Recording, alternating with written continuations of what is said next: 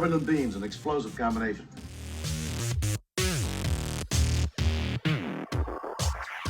I hate to admit it to you guys, but I'm 39 years old and I've never watched any of the Star Trek movies. You see, my brother is 6 years older than I am, so when we were kids, he would come into the living room, kick my ass, take the remote control, and change it to Sci-Fi Channel. Philadelphia, right? Yeah, my ass. And I would, of course, run to my room and pout. I hated science fiction my whole childhood. I liked Star Wars, but that was kind of mandatory being a child born in the 80s. You had to like Star Wars. It wasn't until the last 10 years or so ago that I started getting into science fiction. I realized sci-fi is a lot more than just aliens in space. Sci-fi is a clandestine storytelling of complex social and political issues, but told with extraterrestrial beings, so mass audiences won't be offended. Sci-fi is a great use of story narrative and a genre I've come to love. And although I've watched many sci-fi movies over the last decade, I still have yet to tackle the elusive white whale that is Star Trek. All 15 movies viewed on their Blu-ray release, this is what it's like to watch Star Trek for the very first time. Starting with the very first theatrical release, 1979's Star Trek: The Motion Picture. Now, my first thoughts on the film were, fuck, my Blu-ray player's broken. It is 1 minute and 44 seconds of a black screen and music in the background. I'm like, shit, my Blu-ray player's broken. So I fast forward. About 1 minute and 30 seconds, I start fast forwarding and realize, no, it's not broken. So then I rewind and listen to the score a little bit more and realize, oh, it's the overture for the movie. Then I realize I've missed the overture because I focused on my Blu-ray player not working. But nonetheless, I digress. That was my own fault. I should have been living in the moment and just enjoying the music. I didn't know what was going on.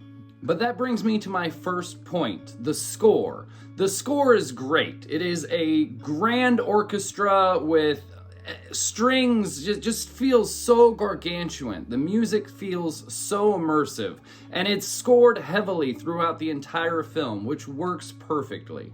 I loved the juxtaposition of a futuristic space movie set to a classical orchestral style soundtrack.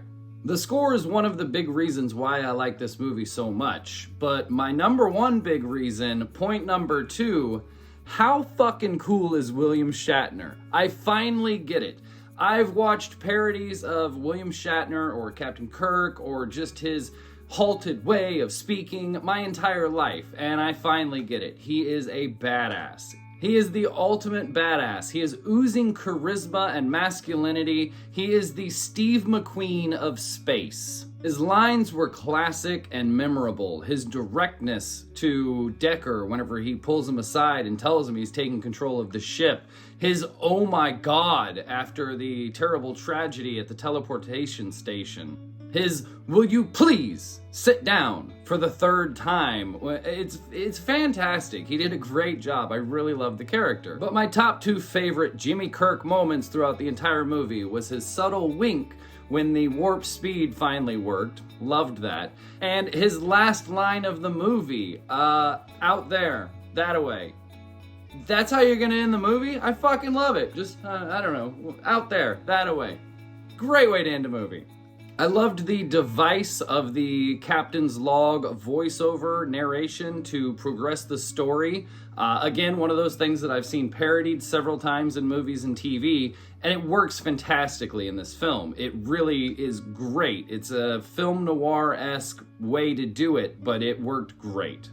Now, this being a sequel to the television series, I did feel like I was missing some of the backstory. I feel they did a fine job in keeping the casual audience up with the storylines, but like when Spock comes onto the ship, I knew that I was missing a lot of backstory there. I felt like I was missing some, but there was enough to fill me in. I got it.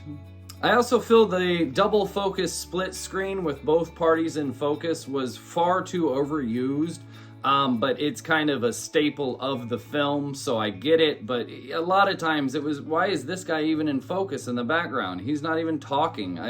I felt it was overused. However, that's all that I didn't like about the movie. Now let's talk about the things that I loved about this film. The entire wormhole scene I thought was great. The graphics that were on the screen in the bridge were a little dated and low tech, but the actual film graphics I thought still hold up to this day. The light refraction off the characters as they're moving, the slowed time of light and sound, it really made it intense and immersive. Not to mention the power struggle that was on the scene between Decker and Kirk, being played out throughout the scene made it really intense. I loved that scene. I thought it was awesome. And the follow-up scene, the resolve in the next scene when Kirk's old friend McCoy kind of checks him and brings him back down to Earth, I really loved the way that storyline played out in that moment. The matte paintings for the backgrounds throughout the movie looked incredible. I don't know who did the matte paintings, but they looked really good, especially the one of San Francisco Golden Gate Bridge. The mind meld scene had me on the edge of my seat, and I don't even know what a mind meld is. I have no fucking frame of reference, no clue, but I was still intent on, like, oh my God, what's going on? What's going on? What's going on? And the whole plot of it being Voyager 6 was very satisfying, very rewarding. I loved that. Bringing a real-life science element into a probable fictitious future that, is maybe gonna happen, I thought was very cool. That's why sci-fi rocks. That's why it's so fucking cool. Showing the hubris of man as fallible. It's really cool. I gotta tell ya, Gene Roddenberry, I'm a fan. You've won me over. I'm giving Star Trek the motion picture a 6 out of 10 on the must-watch meter. It's not something everyone needs to watch. I found it highly enjoyable though, which is why I'm giving it an 8 out of 10 on my jam meter. For our rewatchability calendar, I would say once every 5 years. I don't know, I'm not a Trekkie yet. But talk to me again after we get through the next 15 movies, and maybe I will be. I don't know. Speaking of which, I'm gonna go ahead and watch The Wrath of Khan now, because according to Seinfeld, that's Cosmo Kramer's favorite of the series. So you go ahead and hit that subscribe button, and leave a comment below, and I'll see you in a couple days. We'll talk about Star Trek 2.